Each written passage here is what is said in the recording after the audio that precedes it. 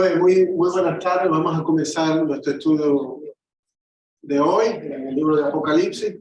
Le damos las gracias a todos por estar con nosotros. La semana pasada dimos una introducción del libro de Apocalipsis. ¿Se acuerdan? Queremos hacer un repaso, pero va a ser un repaso breve. Un repaso breve y ustedes los que estuvieron lo van a compartir. Porque estamos dando las clases 2 veces, el domingo y el viernes, para que todos las reciban. Entonces no queremos estar tanto tiempo repasando porque si no, no vamos a avanzar. ¿Okay? Entonces, antes de comenzar vamos a orar y ustedes los que han estado, levanten su mano y den alguna información que han aprendido en cuanto a la introducción de Apocalipsis. ¿Ok? Y seguiremos adelante. Oremos primero. Padre, gracias porque tú eres bueno y porque estás con nosotros siempre. Bendice este tiempo y que sea de gran bendición y de crecimiento para cada persona que está aquí. Oramos en el nombre de Jesucristo. Amén. Amén. Entonces, en forma de repaso de la última lección que dimos del libro de Apocalipsis, ¿qué se acuerdan ustedes? Los que han estado estos dos días. Levanten la mano y adelante. Yo sé que hay unos que tienen buenas notas. Gracias, Marce. Marce, ¿qué te acuerdas? Es el único libro de la Biblia donde Dios promete una bendición especial para este movimiento. Muy importante, algo muy lindo, gracias. El único libro en la Biblia, no que los otros no son importantes, pero el único libro que tiene un versículo, dice el 1:3, que le promete una bendición especial al que lo lee, lo escucha y guarda las cosas que están escritas en ese libro. Muy importante. Eso me dice la importancia que tenemos que darle al libro de Apocalipsis. Gracias, Marcia. ¿Alguien más? Gerardo.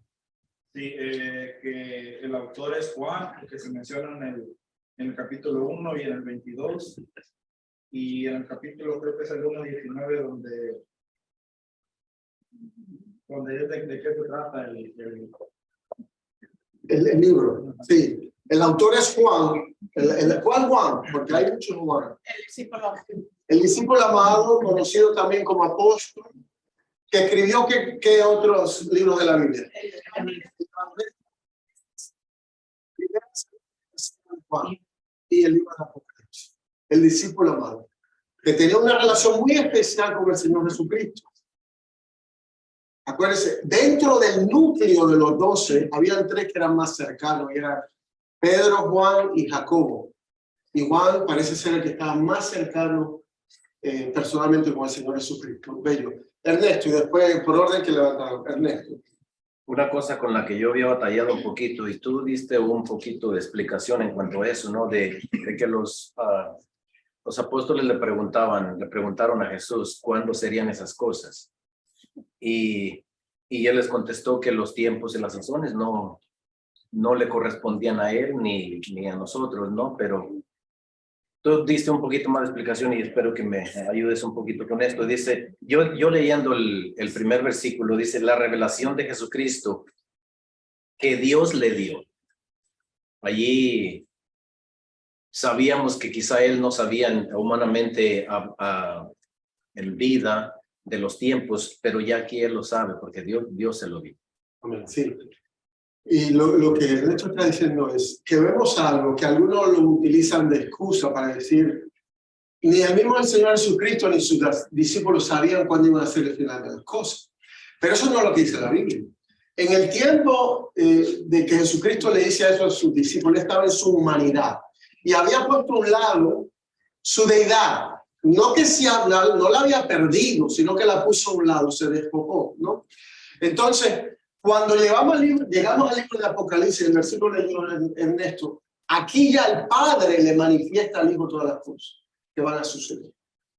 Entonces, sabemos lo que va a suceder ya, y todos lo sabemos, obviamente, de lo que la Biblia nos dice, no cualquier cosa que va a suceder, sino los eventos proféticos ya se saben, en el sentido que Jesucristo comunicó, ¿okay? Y no digo que sabemos la fecha exacta, por ejemplo, el rapto le dice, no sabemos cuándo, pero los acontecimientos, qué va a suceder cuándo, tenemos los detalles que Dios quiso darnos por medio de su Hijo en el libro de Apocalipsis. Voy a por Amparito y David, después regreso aquí, que yo lo... de la revelación que Cristo, que el correo de Cristo que le da revelación a Juan, a las 7 iglesias y a ese tiempo y a nosotros también. Así mismo, gracias. El autor es Juan y la carta, el libro es dirigido a unas 7 iglesias locales de aquel tiempo. Entonces, ellos eran los destinatarios, los receptores de la carta, ¿no? Obviamente es más amplio. Ellos iban a representar las iglesias de aquel entonces, que eran muchas, esas 7, el número 7 que aparece muchas veces en el libro, y también las iglesias de todas las edades. Quiere decir que es un libro para nosotros. No es que descartamos. Hay mucha teología ahora, hombres de gran nombre en la prensa cristiana, ¿no? Que dicen que el Antiguo Testamento no es para nosotros, que no le pongamos atención. En otras palabras, hubieran dicho, ¿por qué el señor Marcelo predicó eso? Si eso es para los judíos, no es para nosotros. ¿Sí? Eso es teología hereje en estos días. Cuidamos con eso. Tengamos cuidado con eso. Amparito. Sí, dice, nos habló del Apocalipsis, que fue dice que el Apocalipsis fue escrito a las 7 iglesias de Asia, el Apocalipsis 1:4, y los funcionarios de las 7 iglesias de Asia, Éfeso, Esmirna, Pérgamo, Tiatira, Sardis, Filadelfia y la Odisea. Amén. Nos da por nombre esas iglesias. ¿Eran edificios? No. Eran comunidades de creyentes que se reunían en las casas. La iglesia comenzó en casa. ¿Okay? Los edificios las llamaron los hombres. Probablemente eso dañó muchas cosas, porque crearon todas estas catedrales y todas estas cosas. Que Dios no está ahí, hermano. Dios mora en el creyente. Perdón, en Nilda y después por otro. Aprendimos también del método de la interpretación de Apocalipsis, que es el pretérito pasado que ya ocurrió en el primer siglo, histórico. Es una representación de la historia de la iglesia desde Pentecostés. Aprendimos del alegórico, que es una interpretación peligrosa de que solo es una lucha entre el bien y el mal, pero que no es realidad. Y futuro profético, que el libro Apocalipsis es profético y revela las cosas que sucederán. Amén. Exacto. También importante, porque cuando leemos el pasaje, estamos diciendo que tenemos profecía delante de nosotros. Que Jesucristo está hablando de algo que vendrá, ¿no? Que no ha sucedido desde el punto de vista que recibe y se escribe la carta. ¿Ok? Y ninguna de esas cosas se han cumplido todavía. Estamos esperando. La primera siendo el rapto de la iglesia. ¿Sí? Emperatriz. Que el apóstol Juan había sido desterrado a la isla de Pasmo cuando tuvo la misión y que fue entre el año 90 y 95. Muy bien, sí. Alrededor del año 95, después del nacimiento de Jesucristo, ya terminando el primer siglo, y estaba exiliado, desterrado. ¿Por qué? Por servir Por servir, por testigo, por hablar de la palabra de Dios, ¿no? Y dice la tradición que probablemente antes fue tirado en un caldero de aceite hirviendo por el emperador Domiciano, pero sobrevive, no le pasa nada. Quisieron hacer de él chicharrón y salió enterito. Entonces, milagrosamente, Dios lo cuidó. ¿Okay? Y el Domiciano dice, pues entonces no puedo contigo, te me vas exiliado. No puede tener contacto con las personas donde está. No sabemos ese evento, no sabemos porque no está en la Biblia, pero sí sabemos que el libro nos dice que él estaba en la isla de Pasmo por el testimonio de Jesucristo, por comunicar las buenas nuevas de Jesucristo y enseñar a las iglesias y trabajar en ellas. ¿Quién más levantó? Yo, pero ya. ¿Lo tocaron? ¿Sí? ¿Algo más? El esquema. El esquema, gracias, eso es muy importante. Habla que él estaba solo en la isla de Pasmo. Los hago que era un lugar de como una cárcel, una prisión. Que muchos piensan que se llevó ahí para darle la revelación específicamente, pero él estaba. Que Juan estaba ahí. Sí, que estaba en la isla de Pasmo. Y algunos piensan que sí estaban solos. Yo no sé, pero puede ser que sí que estuvieran en ese lugar. ¿Okay? ¿Cuál es el versículo esquemático que nos da el panorama del libro? 1:19. Vamos a leer ese. Alguien que me lo lea. Yo lo leo. 1:19. Nada Uno más. dice, Escribe las cosas que has visto y las que son y las que han de ser después de estas. amén. El libro mismo incluye un versículo que nos divide el libro. ¿Ah? Nos divide el libro. Escribe las cosas que has visto, el capítulo 1. Estas son las cosas que él vio. Escribe las cosas que son, capítulo 2 y 3, a la iglesia local, es el presente. ¿Ok? Y las cosas que sucederán. Capítulo 4 hasta el 22. Entonces, la mayoría del libro es profético. Profético. Del 4 hasta el 22 es profecía, acontecimiento. Por eso es que tomamos el método de interpretación profético, ¿ok? En que dice, el libro fue escrito para decir lo que tiene que suceder. No recuenta algo que pasó, es el modelo, el método pretérito, que dice que todo lo que sucedió fue hasta el año 70 después de Cristo. Eso fue pasado, pero el libro no dice que es futuro, no dice que es futuro, ¿ok? ¿Algo más en cuanto a la introducción?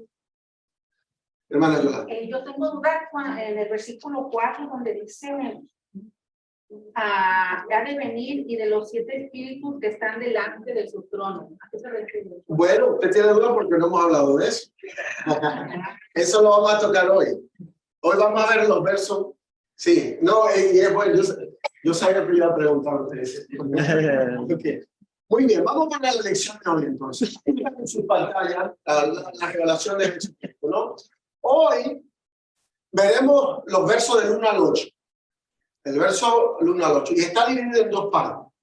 El 1 al 3 se le llama el prólogo. Prólogo significa primeras palabras. Pro de antes o palabras anteriores, y logo de palabras como Jesucristo, el verbo de Cristo, el logo de Cristo. El prólogo son las primeras palabras, y muchas cartas tienen este patrón, ¿ok? O libros tienen este patrón. Y los 4 al 8, el 4 al 8 son la introducción del libro mismo. Yo no estoy hablando de la introducción que vimos las semanas pasadas, sino de la introducción que el mismo libro da. ¿Qué son las primeras cosas que enseña el libro de Apocalipsis? Están en los versículos del 4 al 8. ¿Estamos ahí? Del 1 al 8. Y lo que vamos a hacer, vamos a ir viendo versículo por versículo, ¿ok? Versículo por versículo. El lado izquierdo de la pantalla está el versículo, algunas veces son 2 o 3 versículos. Y en la derecha están las notas, lo que yo voy a estar compartiendo con ustedes. ¿Lo pueden ver? ¿Más o menos? Sí. ¿Sí, en las pantallas más o menos? ¿Okay? Por eso le dije, busquen una pantalla cerca. Mira, aquí hay espacio, aquí pueden ver un poquito mejor. Mire, aquí no hay nadie, aquí al frente no hay nadie, no sé qué. Yo me bañé esta mañana. Muy bien. Alguien que me lea el versículo 1, por favor. Yo lo leo. La revelación de Jesucristo que Dios le dio para manifestar a sus siervos las cosas que deben suceder pronto. Y la declaró enviándola por medio de su ángel a su siervo Juan. Muy bien, ese es el versículo. Entonces, la primera palabra que encontramos dice la revelación de Jesucristo. La palabra revelación tiene la idea de dar a conocer algo que estaba velado antes. Esto hablamos en parte de introducción, hablando del libro en general, ¿se acuerdan? Y quiere decir que el libro de Apocalipsis nos revela verdad profética. ¿Ok? La revelación de Jesucristo. Ahora, noten que no solamente la revelación, sino la revelación de Jesucristo. ¿Ok? Por eso le titulamos al estudio de la Apocalipsis la revelación de Jesucristo. Quiere decir que Él es la fuente de tal revelación. No son de Juan, no son palabras de Juan. La fuente es Jesucristo. Él la revela y es de Él de quien se trata tal revelación. En otras palabras, como decir, viene de mí y es en cuanto a mí. en cuanto a mi persona, en cuanto a lo que yo voy a hacer, la revelación de Jesucristo. ¿Ok? Todo el libro es la revelación de Jesucristo. Y en cuanto a Jesucristo mismo, su persona y lo que Él va a hacer en los últimos días. ¿Están bien ahí? Muy bien. Después dice que Dios le dio. Esta revelación se la dio Dios Padre. Se refiere a Dios Padre, el cual le dio la revelación al Hijo Jesucristo. ¿Ok? Muchos creyentes utilizamos el nombre de Jesucristo y no sabemos lo que significa Jesucristo. Pensamos que Jesús y Cristo, como Jesús, que Cristo era su apellido. Jesús significa Salvador. Es la misma palabra que Josué del Antiguo Testamento. Salvador. Y era su nombre humano. Había muchos Jesús en el tiempo de Jesús, como lo hay hoy. ¿Okay? Y Cristo significa Mesías. Bueno, Cristo es el griego, Mesías es el hebreo. Y Cristo o Mesías significa ¿qué? Ahí lo está. Ungido.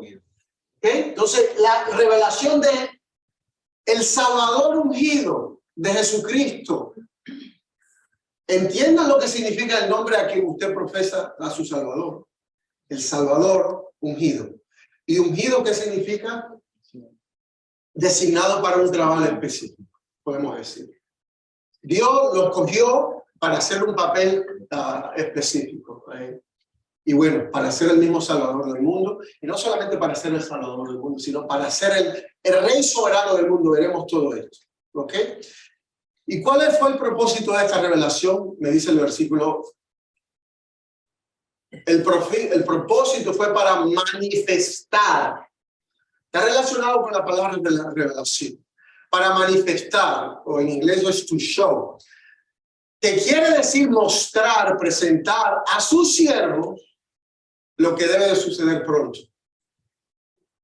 Mostrar cosas futuras. ¿Ah? Ese fue el propósito de esa revelación. Mostrar algo, manifestarle algo a su siervo, cosas del futuro. ¿Okay? Ahora, sus siervos, ¿quiénes son los siervos? Usualmente la palabra para nosotros son los creyentes. ¿Sabe que cristiano no está mucho en la Biblia? Creo que sale unas 2 veces. No llamamos más cristianos, pero la palabra es creyentes. La palabra es creyente en la Biblia, ¿no? Porque es lo que hace la diferencia. Cuando le creemos a Jesucristo, a la promesa de vida eterna, entonces tenemos una relación con Él. Recibimos vida eterna y ya tenemos una relación con Él. Ahora, a sus hijos, Él quiere que sean sus siervos. Esta palabra siervo es una palabra griega que es dulo, ¿okay? Y era literalmente un esclavo, a sus esclavos, ¿okay? Pero son esclavos voluntarios, que se someten voluntariamente a hacer su voluntad, ¿okay? Sus siervos son los creyentes que le quieren servir y que le están sirviendo ya. Entonces, porque usted sea creyente no quiere decir que usted es un siervo de Dios. Entonces, el enfoque es a los que quieren escuchar, a los que le quieren servir a Jesucristo. ¿Usted entiende esto? Porque Él no le está escribiendo a gente que no le interesa escuchar su mensaje. Le está escribiendo a sus siervos, a los que quieren. Y obviamente esos siervos son creyentes primero en Jesucristo, ¿no? Las cosas, el propósito es mostrarle las cosas que deben de suceder pronto. Pronto.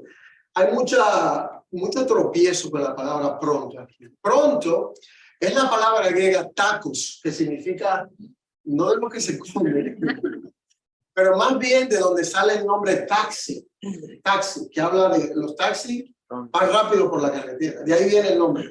Y cuando un avión aterriza y dicen en inglés es taxiing, que está yendo a la puerta. A la puerta donde está saliendo. Es taxi, ¿no? Y de ahí viene esa palabra. Y no es que es de una vez, sino que quiere decir rápidamente, aceleradamente. En otras palabras, las cosas que deben de suceder cuando comiencen a suceder estos eventos proféticos comenzarán rápidamente, aceleradamente. ¿Entienden esto? Esto es muy importante entenderlo en el estudio. Cuando estos últimos eventos que habla el libro, que veremos en todos estos capítulos, comiencen a suceder, comenzarán rápidamente. No es que, piensen, hubieron muchos tiempos donde muchos dudaron la venida del Señor. Por ejemplo, el segundo de Pedro habla de que muchos dicen, oh, ¿por qué retarda la promesa del Señor? Y ahí que Pedro le dice, pero no sabe que para Dios 1000 años como un día como 1000 años, ¿no? Pero el punto no es que va a suceder ya. En otras palabras, Jesucristo no le estaba diciendo a Juan, escribe porque esto va a suceder al otro día, sino que cuando estos eventos se desaten, serán rápidamente. Uno tras otro. Uno tras otro, rápidamente. Y es exactamente lo que vemos en el libro. Y es por eso que desde que Jesucristo ascendió, estamos esperando, ¿ok? Estamos esperando. Pero cuando esos eventos comiencen, será rápido. Es más, sumarán ¿cuántos? 7 años. 7 años. Todas estas cosas que vemos, mayormente, tomarán 7 años desde nuestro punto de vista. ¿Ok? ¿Entienden este concepto? Muy importante. Las cosas que son pronto quiere decir rápidamente, aceleradamente. El punto es que cuando los eventos de esta profecía comiencen, progresarán rápidamente. Y es por eso que yo digo que estos días estamos en los últimos días. ¿Por qué? Porque las cosas que están sucediendo están yendo rápido. Están yendo muy rápido. Y después le voy a decir, entonces, acuérdenme que tengo algo de minuto profético aquí, ¿ok? Y tiene que estar vinculado con todo esto que estamos. Ahora, la revelación de Jesucristo que Dios le dio para manifestar. Miren esto. La revelación es de Dios Padre al Hijo. Ven ¿cómo se dice? La proversión. Del Dios Padre al Hijo. Del Hijo a... ¿No? ¿Qué dice el versículo? Su ángel. Y de su ángel a Juan. Hagamos un aplauso. ¿Vieron el versículo? Léanos la parte que dice, la revelación de Jesucristo que Dios le dio para manifestar a su siervo las cosas que deben suceder pronto. Y la declaró enviándola por medio de su ángel a su siervo Juan. La revelación comienza con Dios Padre, a Dios Hijo, a un ángel, su ángel, yo sé, ya, bueno, ya están haciendo preguntas. Y de ese ángel, ¿ok? La revelación es del Padre al Hijo, al ángel, a Juan. El ángel fue un intermediario entre Jesucristo y Juan. ¿Ya lo ves? Entre Jesucristo y Juan hubo un ángel en el medio, que fue parte de esta comunicación, intermediario. No sabemos quién es el ángel, pero muchos dicen que es el ángel Gabriel. El ángel Gabriel, ¿ok? El ángel Gabriel, muchos especulan que sí, por Daniel 8:16, Daniel 9 del 21 al 22, Lucas 1, y ahí están esos pasajes. El punto es este. El ángel Gabriel ha tenido esta distinción en toda la Biblia, que cuando hay un mensaje más importante, Dios lo manda a él. ¿Ah? En mi casa, yo tengo uno de mis hijos, cuando yo necesito algo hecho, yo mando a ese. No a uno, porque voy a hacer algo más específico.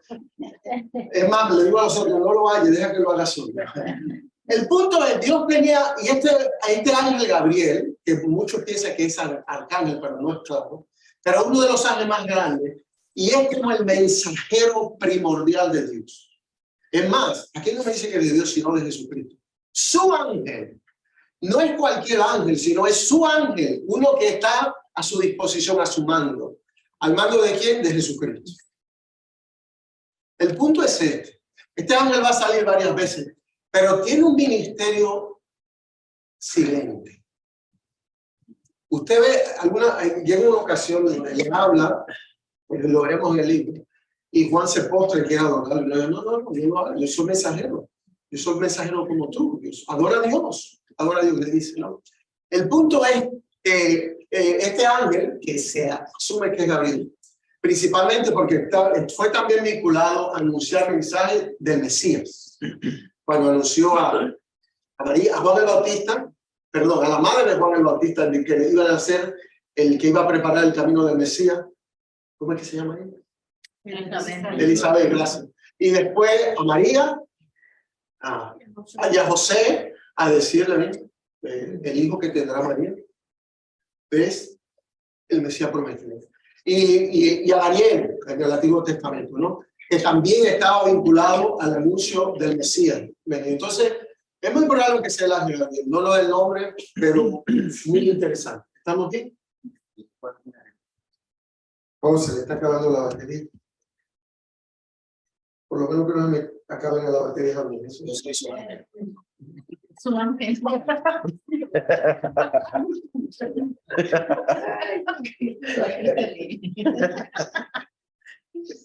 Pero ¿cuál? ¿Caído?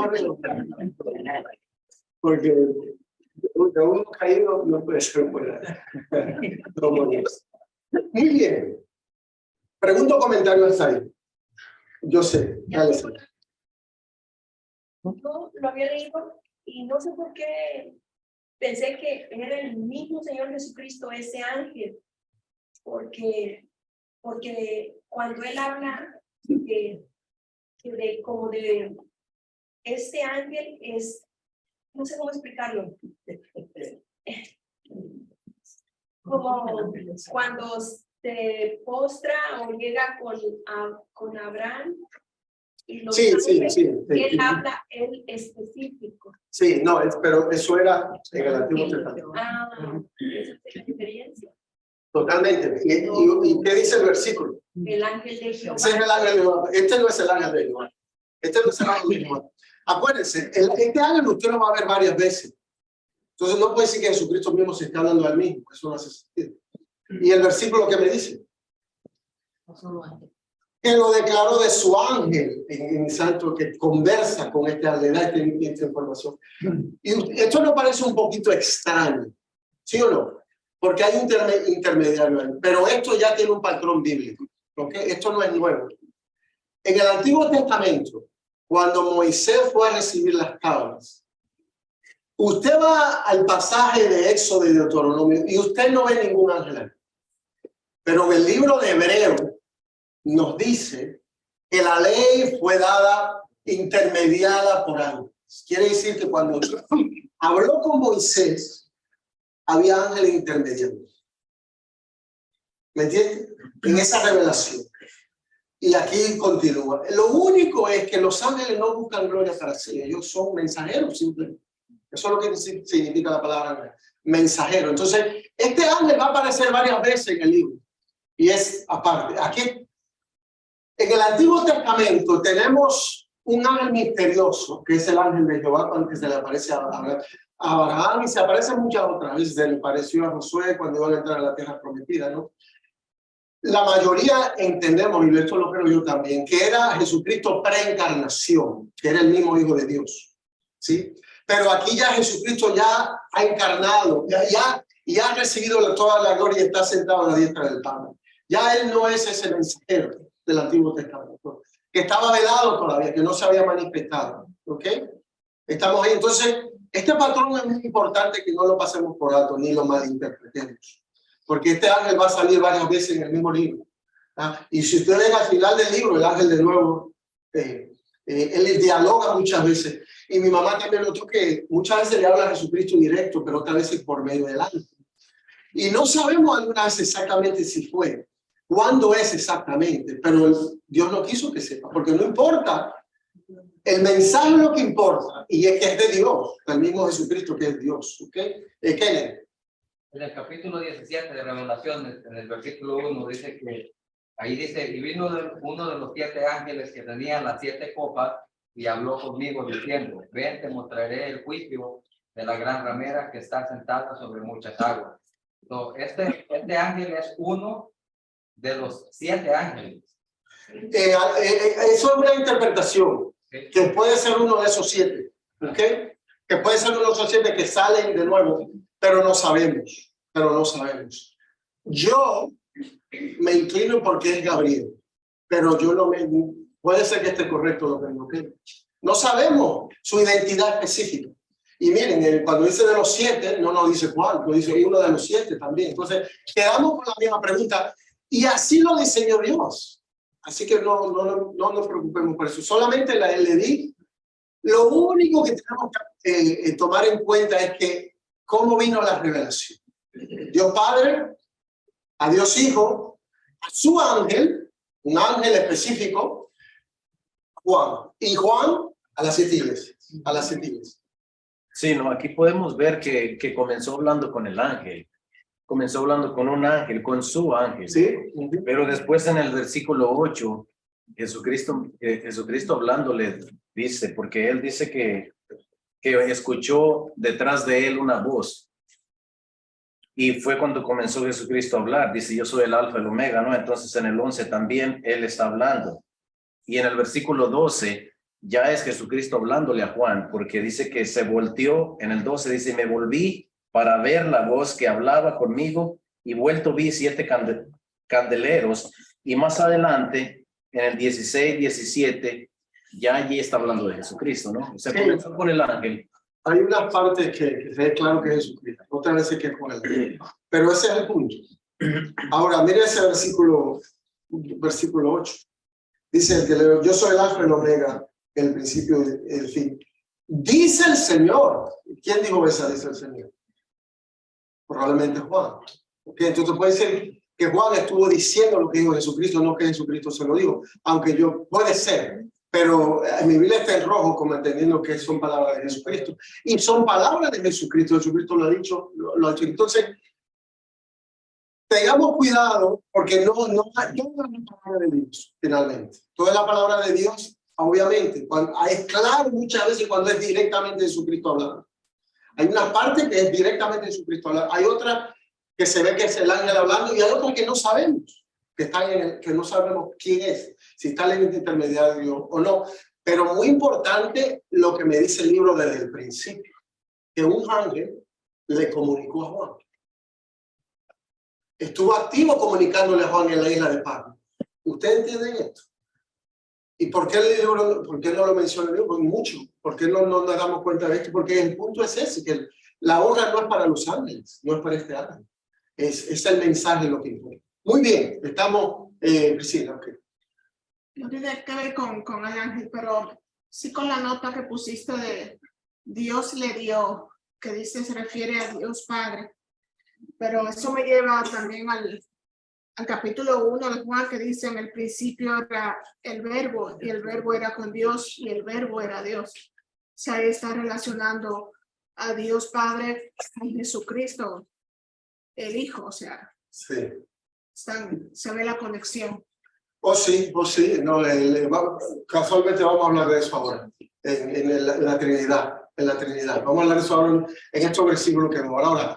Vamos al 12 al 3 ahora. Miren sus Biblias, si no miren la pantalla, porque lo que importa es que ustedes estén mirando la palabra. No me escuchen a mí. Lo que yo puedo decir se lo van a olvidar. Y olvídense, mejor que se lo olviden. Pero la palabra dice que no, miren lo que están leyendo. Y en los argumentos que yo le estoy dando, miren lo que le está en la Biblia. Y obviamente, si ustedes ven algo que yo no estoy viendo, compártala, porque de eso se trata, que juntos aprendamos. El 1 dice que dio a su siervo Juan, que ha dado testimonio de la palabra de Dios y del testimonio de Jesucristo y de todas las cosas que ha visto. Bienaventurado el que lee y los que oyen las palabras de esta profecía y guardan las cosas en ellas escritas, porque el tiempo está cerca. Esto es el versículo 2 y 3. Juan es testigo de la palabra de Dios. ¿Okay? Él está dando sus credenciales para decir mi testimonio verdadero. Fue testigo de la palabra de Dios, testigo de Jesucristo, en el ministerio de Jesucristo, y ahora en la presencia de Cristo. Está viendo esto. Esto no son inventos de él. Y de las cosas que han visto, dice. Él es testigo de la palabra de Dios, de Jesucristo, y de las cosas que ha visto. Su testimonio es confiable porque las vio con sus propios ojos, con sus sentidos. Los 6 sentidos. ¿Son los 5? 5. Ahí dice que el amor tiene un 6º sentido. Por lo tanto, el libro de Apocalipsis es el récord confiable de las cosas escritas en él. Tenemos un testigo que dice, yo soy fiel y doy mi testimonio. Es como está poniendo su mano sobre la Biblia y dice, lo que yo estoy diciendo es verdad. ¿Ok? Y después dice, bienaventurado el que lee y oye estas palabras, ¿no? Alguien, antes de entrar a bienaventurado, ¿están bien con esto el testimonio de Juan? Lo que él está diciendo. Esto no es que alguien se lo dijo a él, sino que él fue testigo. El hermano Marcelo dijo, con sus ojos vio, palpó todas estas cosas en su ministerio de Jesucristo y ahora en esta revelación que está teniendo en la isla de Pasmo. Después dice bienaventurado. La palabra es Macario, lo que se llama Macario, eso es lo que significa bienaventurado. Pero digo por la familia, ¿no? Macario, bienaventurado, significa es feliz en sentido espiritual, bendecido por Dios. Eso es lo que significa bienaventurado. El que lee, el que escucha y el que guarda las palabras es bienaventurado. Quiere decir que tendrá el favor de Dios. Dios lo va a ayudar. Dios estará con él. A mí siempre me viene esta imagen. Tendrá una sonrisa de Dios. ¿Ah? Tendrá Dios mirando su rostro como una sonrisa. ¿Estamos ahí? Bienaventurado. Eso es lo que más yo necesito. Ser bienaventurado delante de Dios. Y usted, y todo creyente, y todo ser humano, ¿no? Ahora, esta es la primera bienaventuranza de 7 en el libro de Apocalipsis. Esta vez el número 7. Sale muchas veces en diferentes formas el número 7. Creo que ya van por 50 lo que están contando. 50 y algo, escuché, ¿no? Buscando el número 7. Y sigue. ¿Okay? Las otras están ahí. Sale bienaventurado bienaventurado. 7 veces, hay 7 bienaventuranzas en el libro de Apocalipsis. Y ahí están los versículos. ¿Lo están viendo? ¿Okay? El 1:3, el 14:13, 16:15, 19:9, 26, 29. ¿Ok? Como dijeron uno de ustedes al principio, Apocalipsis es el único libro en la Biblia que promete una bendición al que lo lee en voz alta y al que lo escucha, respondiendo con obediencia. ¿Ok? ¿Por qué decimos esto con voz alta? Porque en ese tiempo era así. No había, cada quien no tenía su Biblia, sino que iban juntos, se reunían y un hermano, una hermana leía para todos. Leer la palabra, eso era, ¿no? No tenía todavía lo que se llama el canon de la Biblia, todavía no se había completado. Tenían diferentes manuscritos, de una carta aquí, otra aquí, tenían probablemente los profetas del Antiguo Testamento, y no todo lo tenían, sino que se leía en las reuniones, en las sinagogas, antes de Jesucristo, se leían el Antiguo Testamento. Entonces, este patrón es muy importante. ¿Okay? Muy importante. Y da esta bendición. Si lo ponemos para nosotros, es que nos dice la necesidad que tenemos de escuchar las palabras de este libro. Es bienaventurado el que lo escucha. El creyente, la iglesia que no está en el libro, que no lee, no medita en el libro del Apocalipsis, nunca va a madurar este libro. ¿Usted entiende esto? Porque no tiene la conclusión de la Biblia, no tienen los últimos acontecimientos, no tienen esperanza de cómo las cosas terminan. ¿Estamos ahí? Su enfoque es el presente. Por eso es tan importante. Y acuérdense, los hermanos de esta 7 estaban en persecución y lo que más necesitaban era escuchar palabras de qué va a pasar con nosotros, cuándo viene Jesucristo, cuál será el final de los tiempos, cómo sucederán estas cosas, qué hacemos nosotros ahora mientras esperamos. ¿Okay? El tiempo está cerca, comunica que los eventos proféticos son inminentes, que pueden ocurrir en cualquier momento. Eso es lo que significa, como específicamente el rapto de la iglesia. Es inminente, que dice, no hay nada que tenga que suceder para que ocurra el rapto de la iglesia. ¿Ustedes entienden eso? En cualquier momento nos vamos. El creyente que dice, bueno, pero primero tiene que suceder esto, aquello, está muy equivocado. No hay nada en el calendario profético de Dios que tiene que ocurrir antes del rapto de la iglesia. Y yo opino, cuando el rapto de la iglesia ocurre, es que todas estas cosas sucederán pronto. Una tras otra. Y no que lo opino, sino que lo vemos en el capítulo que siempre mostramos. ¿Sí? Con el rapto de la iglesia aceleran todas estas cosas. Cuando hablamos del minuto profético, estamos viendo las cosas que están sucediendo Son como preparación para mí. ¿Ok? ¿Algo de ustedes ahí? ¿Alguna pregunta o comentario ahí? No se me duele, hermano. ¿Nadie? ¿Jóvenes? Ernesto y después Marisa. Sí, no solamente para agregarle un poquito a lo que tú dices, ¿no? Quizá los intervalos de tiempo sean muy pocos, sin contar lo que la palabra de Dios dice, que serán acortados los días. Y si no se acortan, moriría toda alma, toda persona físicamente en ese tiempo, en cuanto a los 7 años de la tribulación. ¿Okay? La tribulación en ese tiempo, la mayoría del libro de Apocalipsis está dedicado a ese evento. Maricela. Solamente una pregunta ahí cuando dice que porque el tiempo está cerca, hablándoles a los, bueno, en general a las iglesias, ¿verdad?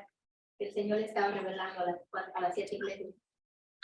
Desde ese momento, desde ese tiempo, cuando los apóstoles empezaban esas cosas que Él les dijo, hasta la generación. Hasta hoy. Ha sido eminente. El rapto ha podido ocurrir en cualquier momento. Y esos primeros creyentes vivían de esa manera. Por eso usted va al libro de Tesalonicenses y cuenta el pasaje del rapto. Ellos estaban esperando el rapto de la iglesia, porque podía ocurrir en cualquier momento. Y ese es el día. Y Jesucristo le dijo, velad, porque no sabéis a qué hora vendrá vuestro Señor. Que sea como el ladrón en la noche, que será como el ladrón en la noche, ¿no? Pero le dice, velad, para que ese día no nos sorprenda, sino que estén esperando a vuestro Señor. Y bueno, ahí también está la historia de las 10 vírgenes, y una era que no estaban esperando, pensaba que tenían tiempo. Aunque esa parábola se refiere al tiempo de la tribulación para la nación de Israel, hay aplicaciones para nosotros, pero se enfoca en los creyentes de la tribulación, mayormente Israel. ¿Ok? ¿Alguien más? Ok. Ahora vamos a los versículos del 4 al 6. Y esto es lo que la hermana Yolanda preguntó al principio de esta parte, ¿no? Alguien que me lo lea, está ahí al lado izquierdo o en sus Biblias, si lo quiere leer. Yo lo leo.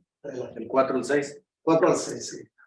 Juan, a las 7 iglesias que están en Asia, gracia y paz a vosotros, del que es y que era y que ha de venir, y de los 7 espíritus que están delante de su trono, y de Jesucristo, el testigo fiel, el primogénito de los muertos y el soberano de los reyes de la tierra, al que nos amó y nos lavó de nuestros pecados con su sangre y nos hizo reyes y sacerdotes para Dios, su Padre.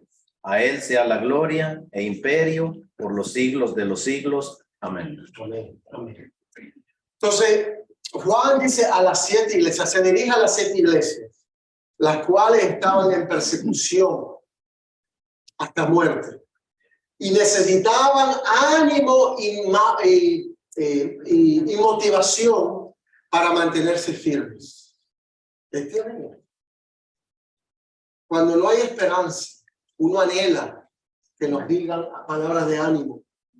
Cuando estamos al último momento, y en ese momento que llega esa palabra a estas iglesias y a todas las iglesias de aquel tiempo y a nosotros también, ¿no? En tiempos de persecución, cuando las cosas ya están empeorando día tras día, ¿no? Y él los saluda, dice, con gracia y paz. Era un saludo muy tradicional, muy típico, o mejor dicho, el saludo común de aquel tiempo. Si usted ve las cartas, principalmente la de Pablo, paz, gracia y paz. Gracia y paz, en los primeros versículos de cada carta, ¿no? Una palabra maravillosa en la Biblia, gracia. El hermano Marcelo predicó esto esta mañana. Gracia es el regalo inmerecido para los que han creído en Jesucristo. ¿Okay? Es un regalo inmerecido. La vida eterna que recibimos cuando creemos en Él, no la merecemos. Usted no se la puede ganar, en más. Nuestras obras son trapos de inmundicia, dice Isaías. No hay nada que podamos hacer antes, ahora o después para usted ganarse la solución. Y el que quiere ganarse, le está diciendo que Jesucristo no es suficiente. ¿Usted entiende eso? Que la sangre de Jesucristo no es suficiente. que si yo fracaso aquí o allá, que voy a fracasar y ustedes también, la sangre de Jesucristo no es suficiente. La gracia de Dios es la que me garantiza la vida eterna, que yo no tengo que hacer nada. Y si usted no tiene esa seguridad, usted no puede vivir una vida feliz, porque usted no sabe cuándo va a fallar. Usted no sabe si al último día de su muerte usted le va a hacer fiel a Dios. Pero bueno, eso es una mentira del diablo, de Satanás. Porque nuestra salvación eterna ha dependido y dependerá siempre de la obra redentora de Jesucristo en la cruz. Eso es gracia inmerecida. Y eso es lo que me da descanso. Para servirle a Dios sin temor, en espíritu, sabiendo que lo que me sustente es su gracia y a ustedes también. Y que aunque yo le falle, Él no me tirará del cielo y me mete para el infierno. Porque eso sería Él ser infiel, porque Él prometió vida eterna a los que creen en Él y solamente por creer. No le digo, crean en mí y vayan todos los días a la iglesia, no fumen, no se acuesten con mujeres que no sean su esposa, no tomen, no dijo nada de eso, sino que le dijo, el que cree en mí tiene vida. Eso es gracia inmerecida. Y eso me motiva a mí para yo serle fiel. No para ir al mundo, porque es un Dios que me ama infinitamente. Y después paz. Paz comunica la posición la posición que los creyentes tienen con Cristo, con Dios en Cristo, su relación con Él. En un mundo que está en antagonismo con Dios, en enemistad con Dios, tenemos paz, esa garantía. De que de nuevo podemos cerrar los ojos, acostarnos, y aunque hay preguntas muchas veces y dudas, estamos en sus manos. Y este es el saludo clásico del Nuevo Testamento para los creyentes. Y eso es lo que a lo mejor tenemos que saludarlo de esa manera. No como te fue, sino gracias y paz, hermano. ¿Ah? Nos vemos, gracias y paz. ¿No? Ese era el saludo que se daba mucho. Fabuloso, ¿no? Miren cómo cambia toda nuestra perspectiva. Se está riendo de mí, no sé por qué. La botellita. Para que no me pierda. Ahora, ¿el saludo de quién es? ¿Quién le manda el saludo? Juan. ¿Qué dice el versículo? Sí. ¿Ah?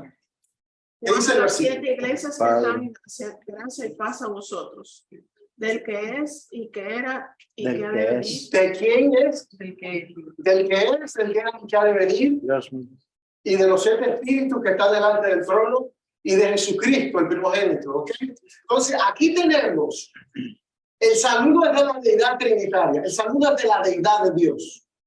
Padre, Hijo y Espíritu Santo. Miren esto. Sí, lo escribe Juan, pero el saludo es dice del Padre, del Hijo y del Espíritu Santo. Ahora, el Padre es del que es y el que era y el que ha de venir. Ese versículo, esa frase me confundió a mí cuando comencé ese estudio, porque yo pensé que era para Jesucristo solamente, pero no, está el Padre aquí.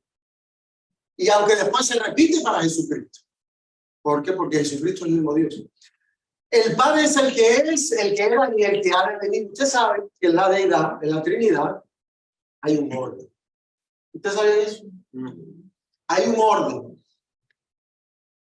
3 personas con una naturaleza, una deidad. En inglés le dicen Godhead, ¿okay? Padre, Hijo y Espíritu Santo. 3 personas en una sola deidad, en una sola naturaleza, con una sola naturaleza, ¿no? El Espíritu Santo se somete al Hijo y el Hijo se somete al Padre. Esto es bíblico. Esto es bíblico.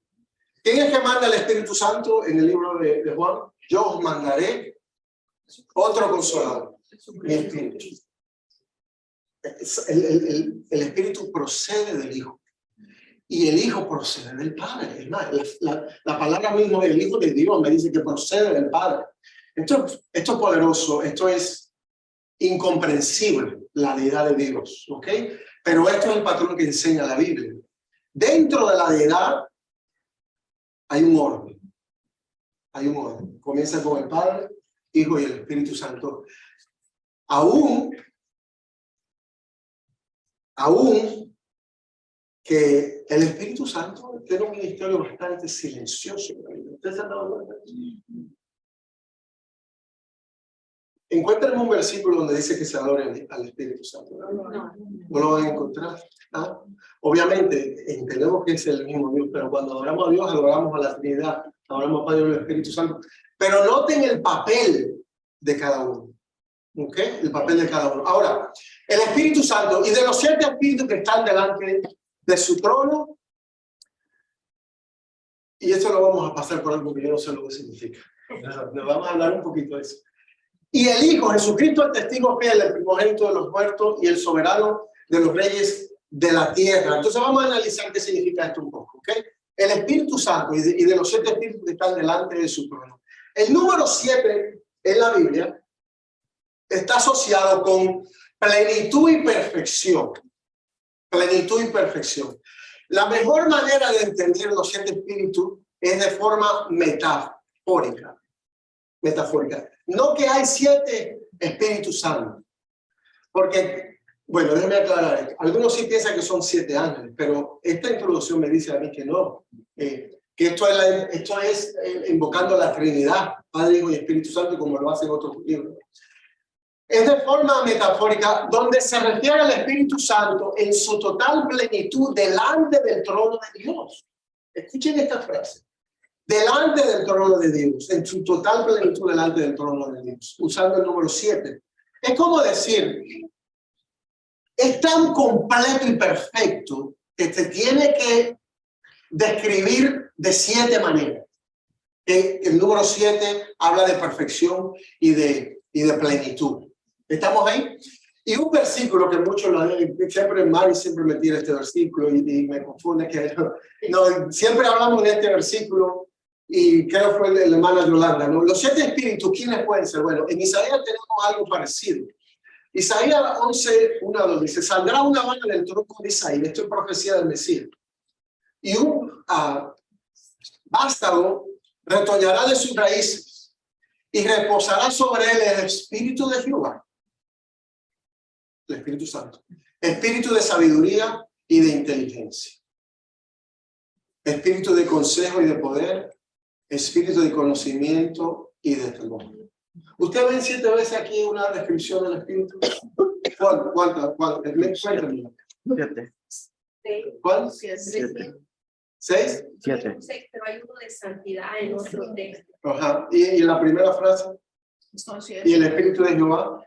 Y el espíritu de Jehová es de Jehová. Entonces, es el espíritu de Dios, ¿no? Y esta conexión, ¿ok? Y es difícil, a lo mejor no lo vamos a entender bien. No lo vamos a entender bien. Yo creo que ¿cómo podemos entender la naturaleza del Dios Todopoderoso? ¿Cómo? No podemos. Y esto es lo mejor que podemos decir. Otro pasaje que nos ayuda es Apocalipsis, en el mismo libro de Apocalipsis 4:5.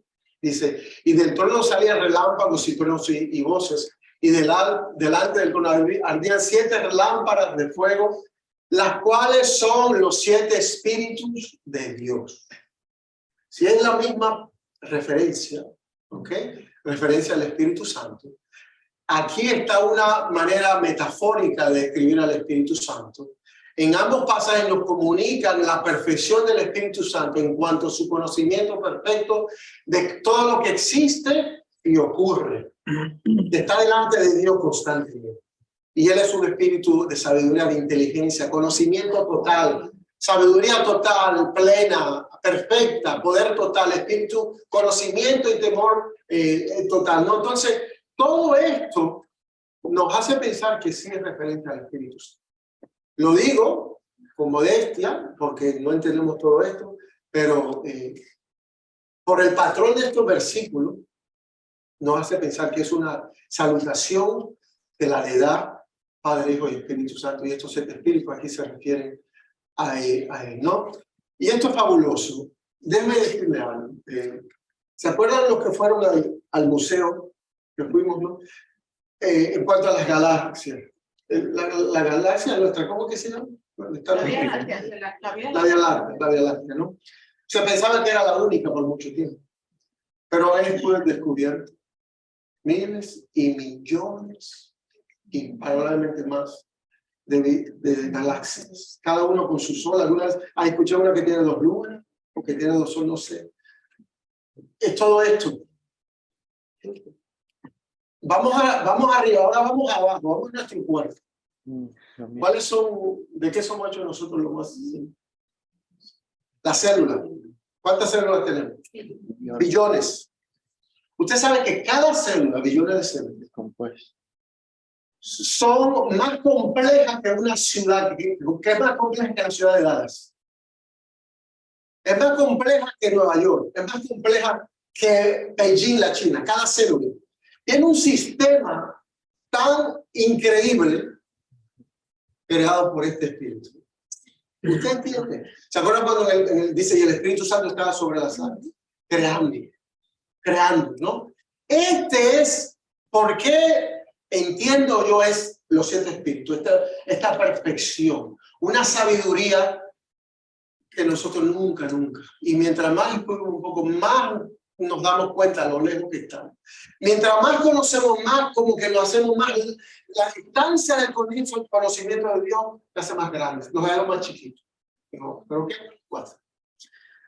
No, iba a mencionar que aquí la gramática nos ayuda también a entender lo que estabas diciendo, porque si nos damos cuenta dice, reposará sobre él, ¿quién? El Espíritu de Jehová, punto y coma.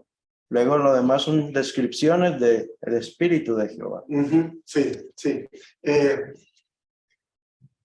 Y que son 7, si las contamos. Creo que son 6. Creo que son 6. El Sí, espíritu de sabiduría y de inteligencia. 2. El espíritu de consuelo y poder. 2 más 4. El espíritu de conocimiento y de temor son 6. Y el Espíritu de Jehová, así que lo tomamos. En el sentido, acuérdense, esta es la conexión que podemos hacer. Y también, para mí, la más clave, porque es el contexto del Apocalipsis el 4:5, ¿okay? Donde nos dice que esto salían relámpagos y truenos y voces, y delante del trono ardían 7 lámparas de fuego, ¿no? Los cuales son los 7 espíritus de Dios. Como diciendo, hay 7 espíritus. Si son ángeles, pues, pero hay millones de ángeles, porque estos 7 es referencia al Espíritu Santo. Sí, me estaba yo checando un poco aquí en el internet y bueno, yo pensando, ¿no? Especulando también que puede ser porque son 7 los atributos de Dios. Los atributos de Dios, ¿ok? Sí, puede ser, pero regresemos al saludo, el que es el Padre, los 7 espíritus y sale del mismo trono, el saludo sale de la misma deidad de Dios, en otras palabras. Sale del trono de Dios. Y ese saludo es de paz, de gracia y paz, es de la Trinidad. ¿Ok? Muy bien, ahora del 4 al 6, no va el tiempo, pero estamos bien. ¿Okay? Porque cuando sucede esta cosa van a ser pronto, rápidamente. ¿Cuál de las 7 iglesias que están en Asia? Ya leí ese, ¿no? Sí, entonces del 5, perdón. El 5. Y de Jesús, bueno, ya vimos al Padre, el que es y el que, bueno, no hable mucho de eso. El que es, el que es, que era y que ha de venir, y el que ha de venir. ¿Okay? El Padre tiene la preeminencia en la verdad. ¿Quieren que se lo muestre? Vamos a 1 Corintios 15, 24.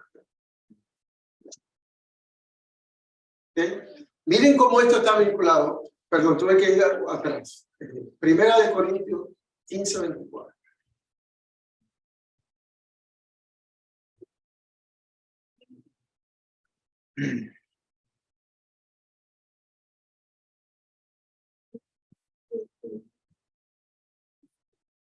¿Lo leo?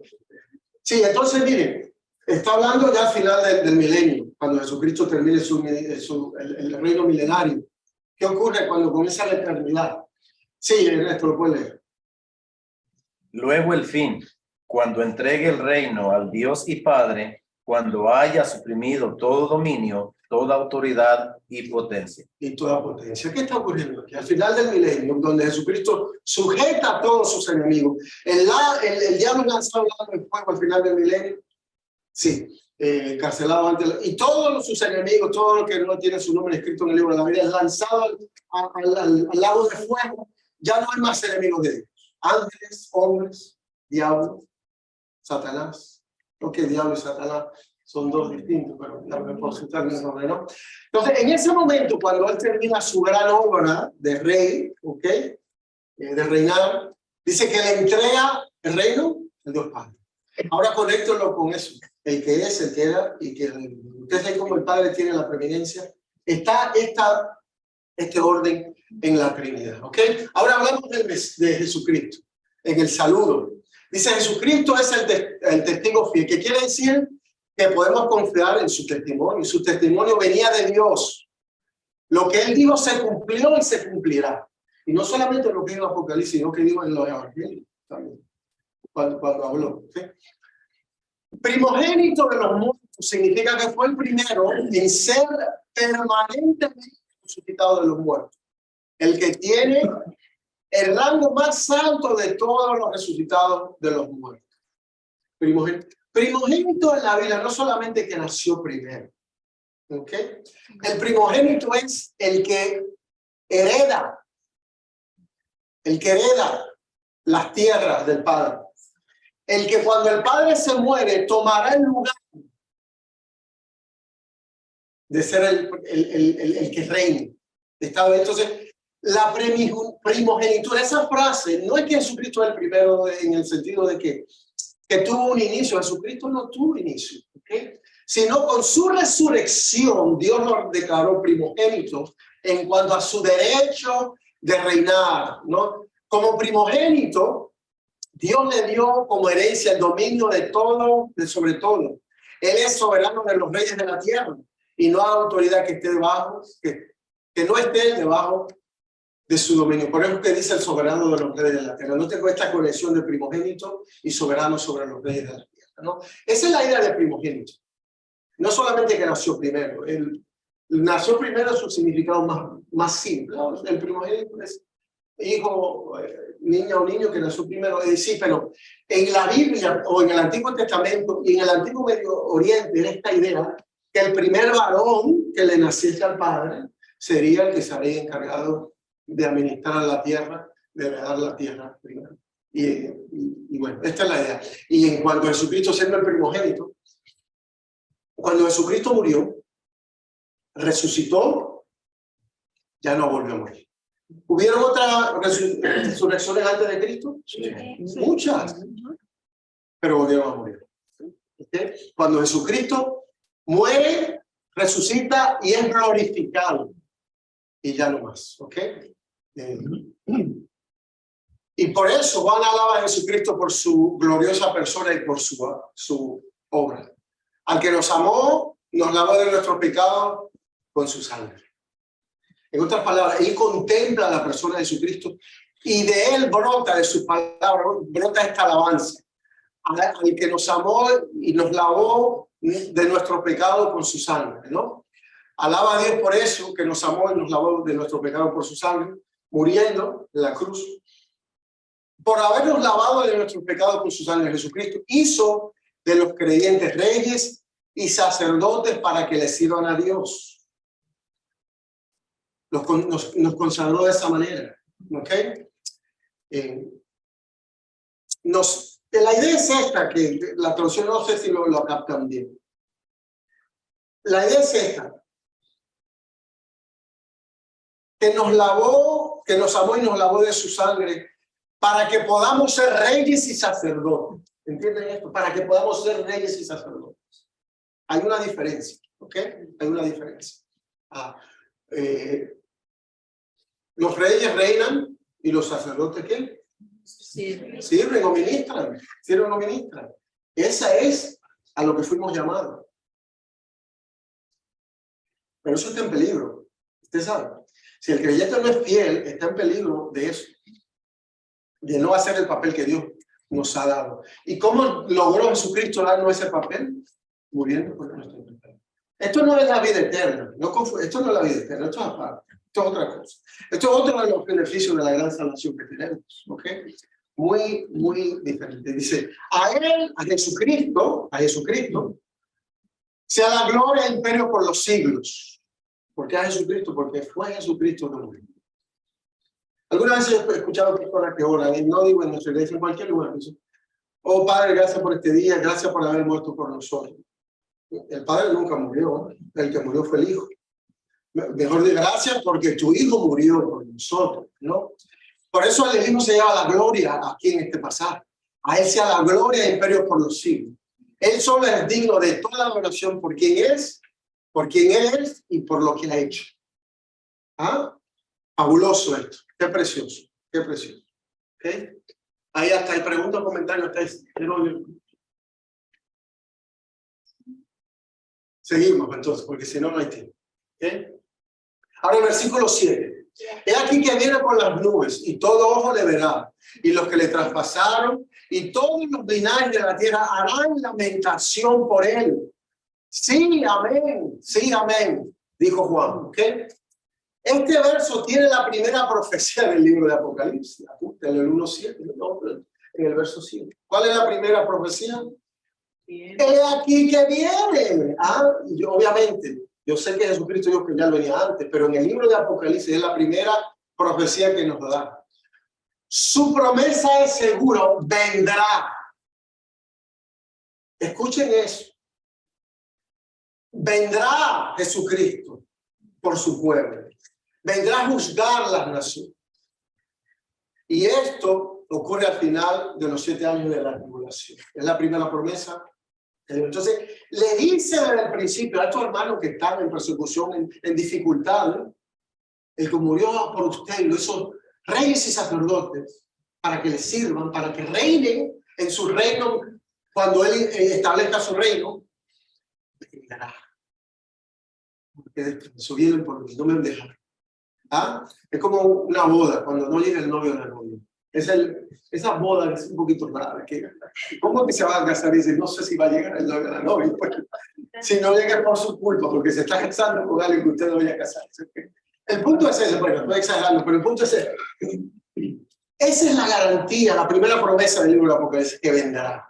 Que vendrá. ¿Ok? Y en eso podemos confiar. Podemos ir al banco, como dicen en inglés, you can bank. Podemos ir al banco con esto. ¿Ok? Con las nubes, o en las nubes, carga la idea de que viene en gloria. Ya no viene en forma de siervo, sino en poder y gloria. ¿Se acuerdan? Su primera venida vino como un siervo. Como un siervo, a servir. A Jesucristo le ha pasado cualquiera por al lado. Ni aún sus hermanos que crecieron con él vieron su gloria. Hasta después de su muerte y resurrección. ¿Sabían eso? Aún sus hermanos, ¿no? Jesucristo era un hombre muy común. El libro de Isaías 51 dice que no habrá aparecido en él, ¿no? Él no era como estos artistas de Hollywood, que tienen toda esta gloria. Y no digo que era feo, bonito, no está hablando de eso, pero era un hombre común, ordinario en el sentido de común, ¿okay? Como nosotros, que cuando vamos a la tienda le pasamos otro como nosotros, ¿no? Cuando venga no va a ser así. Cuando venga nadie se le podrá traer. Es más, habrá una escolta de ángeles delante de él cuando venga en su gloria, abriendo lugar para que los enemigos se salgan. ¿Estamos ahí? ¿Por qué vienen los ángeles? Como si no necesitan los ángeles, pero probablemente habrán lo mismo, habrán ángeles que se opondrán a la idea de Cristo. En ese tiempo habrán ángeles ahí todavía, en su segunda venida, ¿no? Entonces vienen con sus ángeles, sus santos, a pelear, a hacer batalla, ¿ok? La batalla de Armagedón, ¿ok?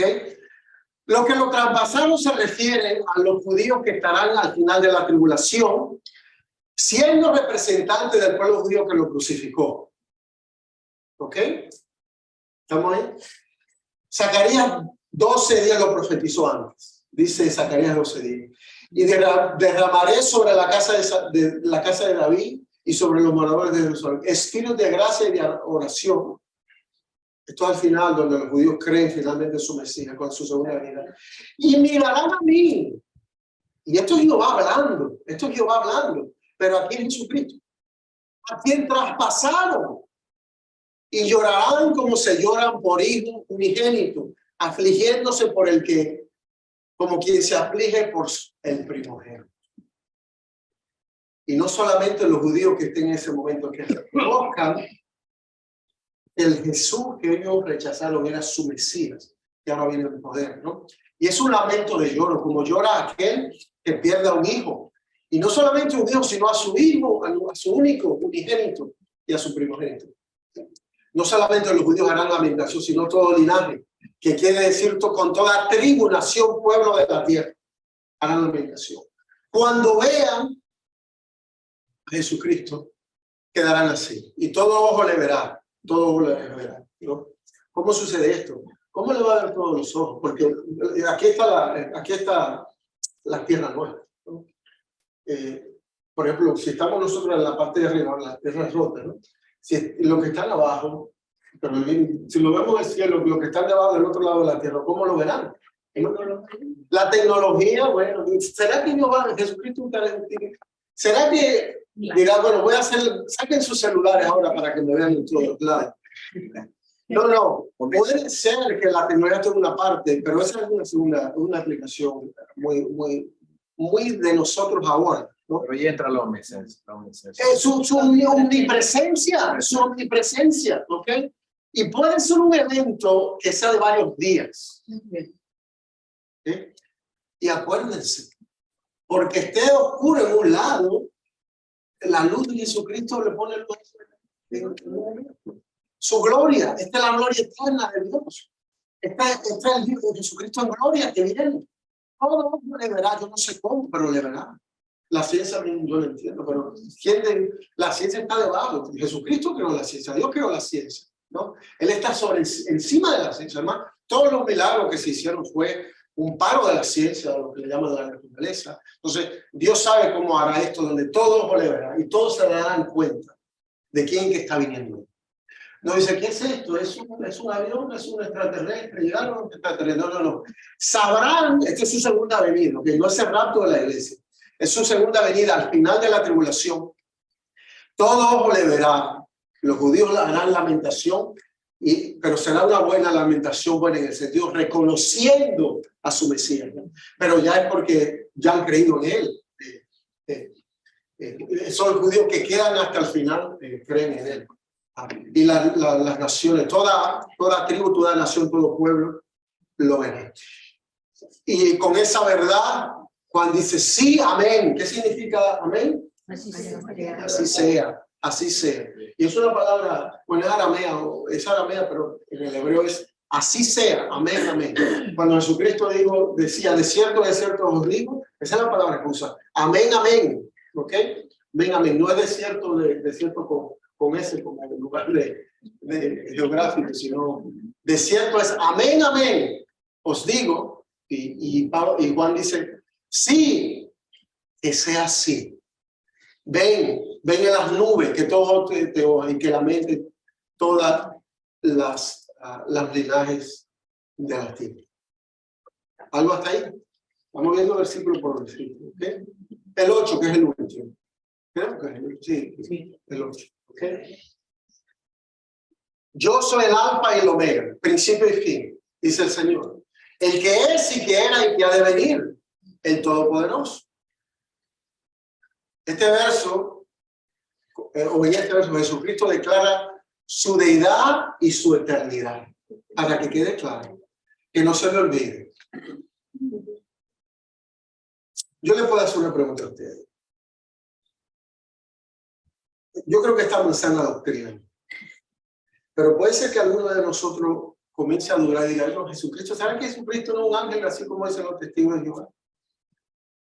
Yo creo que sí. El creyente, si no cuida su doctrina, se puede equivocar y irse bien lejos.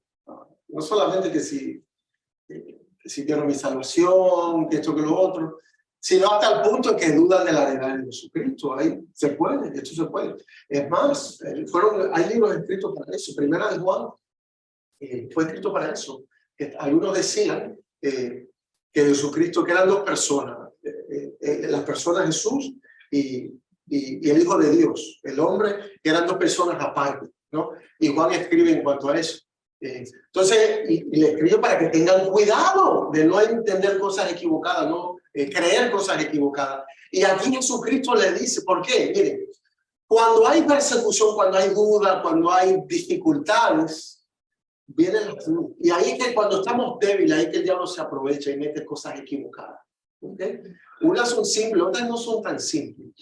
pero Jesucristo aquí le declara a todos: yo soy el alfa y el omega. Alfa y el omega son la primera letra y la última del alfabeto griego. Es como la A y la Z en el español. ¿Okay? Y manifestaba esa deidad. ¿Okay? Y en el libro de Isaías 4:6 dice: así dice Jehová, Rey de Israel y su Redentor, Jehová de los ejércitos: yo soy el primero y yo soy el postero, y fuera de mí no hay Dios. Aquí Jesucristo se equivale, dice que yo soy Jehová del Antiguo Testamento con esta frase. Ustedes saben algo, esta frase es muy buena para los testigos de Jehová, porque ellos dicen que Jesucristo es un ángel, es el ángel, el arcángel Miguel. ¿Sí? Eso es lo que dice. O esos son los mormones. No. Los dos piensan que Jesucristo es un ángel, un Dios inferior. ¿No? Los testigos de Jehová dicen que Jesucristo es un ángel.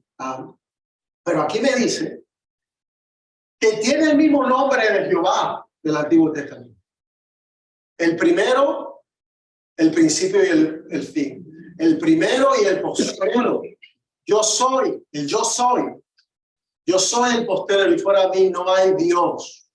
Y en Isaías 48, 12 a 3 dice: óyeme, Jacob, y tú, Israel, a quien llamé, yo mismo, yo el primero, yo también el postero. Mi mano fundó también la tierra, y mi mano derecha midió los cielos con el palmo. Al llamarlos yo, comparecieron juntamente. No lo leí muy bien eso, ¿no? Pero el punto es esto: el primero y el postrero. El primero y el postrero. Y Jesucristo lo repite. Y además dice el Todopoderoso. Jesucristo es el mismo Dios eterno y todopoderoso. Por lo tanto, todo lo que Él dice se va a cumplir. Hizo los cielos y la tierra, y todo lo que hay en la tierra y todo lo que hay en los cielos, él lo hizo.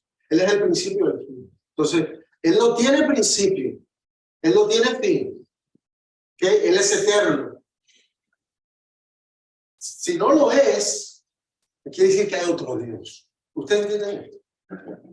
Porque si Jesucristo tiene fin, quiere decir que alguien lo creó a Él. O si Dios tuviese fin, quiere decir que hay otro Dios más. Hay otro Dios más grande. Pero Él no tiene principio, Él no tiene fin, Él es eterno, ¿ok? Él es eterno, ¿ok? Jesucristo es el mismo Dios eterno y todopoderoso. Ellos necesitaban escuchar eso como nosotros necesitamos escuchar eso. Pregunta o comentario hasta ahí.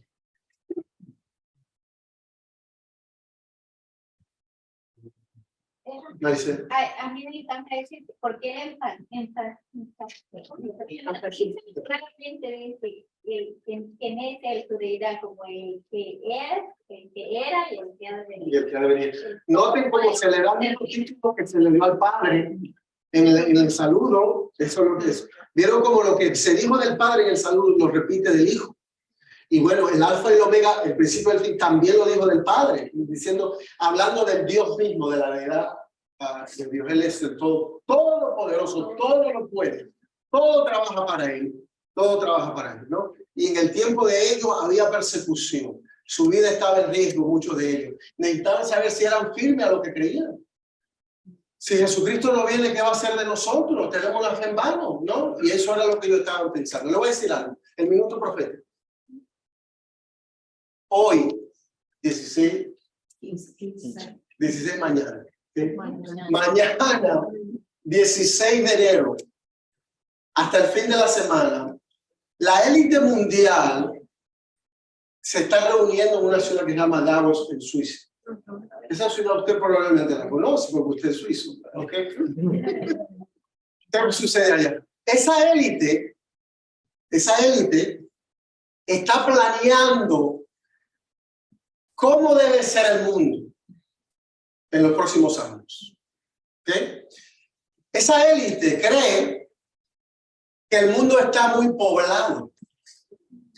Esa élite cree que 8 millones es mucho, que tiene que solamente ser 500 millones de habitantes.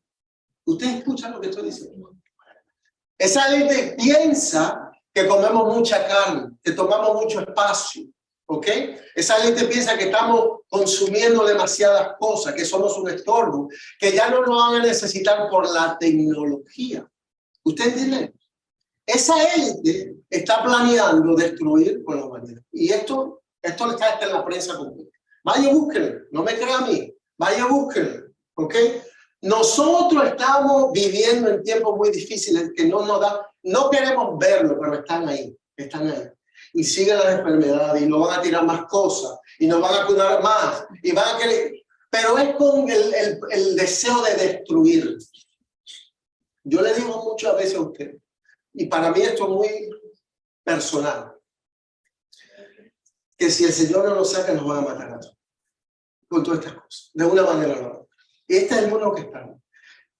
Por favor, no me crean. Pero esto es lo que significa todo esto para mí. Jesucristo, Rey soberano, es jefe de todos los reyes de la tierra. Y ellos están planeando males para todo el mundo. Pero Jesucristo hará su obra y vendrá por su iglesia. Mientras tanto, tenemos que vivir como reyes y sacerdotes. Tenemos que serles fieles, tenemos que estar firmes hasta el último día, aunque nos cueste la vida. ¿Ok? Y ya yo lo digo. ¿Ustedes, hermano Marcelo? Sí, es verdad todo lo que está diciendo, hermano, pero tenemos que tener algo en cuenta y muy claro, que en los juicios del Señor, cuando Él venga, 3/4 partes de la humanidad van a desaparecer por el poder de Él. Por Él. No por el humano. Sí. Y eso me da seguridad. Él es el juez. Él traerá venganza. Él traerá la venganza. Y notemos que todo esto es preparar. Por eso digo que estamos en los últimos días. Porque ellos se están preparando. Ellos piensan en sus planes de hacer un mundo mejor para ellos, no para nosotros, para ellos. Pero ellos no saben que son títeres del mismo diablo, que está sabiendo que su hora está cerca, el tiempo de la tribulación. ¿Amén? ¿Sí? Nos vamos a la casa. La semana que viene, en el estudio. Bueno, el viernes repasaremos todo esto, pero esta es la tarea para la próxima semana. Lean Apocalipsis 1 del 9 al 20. Lean varias veces la porción y hagan muchas preguntas del texto y compártanla para ver cómo Dios le habla a ustedes, ¿no? Y así hacemos. Sí. Y pues algo aparte, ¿se acuerdan en Navidad cuando mandamos las cajitas de regalos? Ya sabemos quién le llegaron. Entonces, si usted tiene el papelito o le dio un email cuando se anotó, ya podía chequear a dónde terminó su cajita de regalo. ¿Ok? Me dijo Erika que la mayoría que mandamos de parte de la iglesia llegaron al país del hermano Marcelo, el país de Ecuador, y a otra tierra en África. Otra, y bueno, Sara también, ¿no? Qué bendición que fue eso. Y Erika y Rosana nos preparamos para este año otra vez, tempranito. ¿Quién sabe si cubrimos todos los continentes? Ok, perdón. Si este año va a venir, sí, amén. Okay. Bueno, oremos para irnos a casa. Padre, gracias por todo, tus bendiciones, gracias porque tú estás con nosotros y gracias porque nos escuchas. Gracias por tu santa palabra. Y gracias, Señor, porque podemos confiar en ella. Jesucristo, tu testigo fiel, nos ha dado promesas de vida eterna. Por eso estamos en paz y seguimos adelante. Bendícenos hoy, el resto de la semana, Señor, y cuida a los que están enfermos, que no están con nosotros, y los que no pudieron venir también. Oramos en el nombre de Jesucristo. Amén.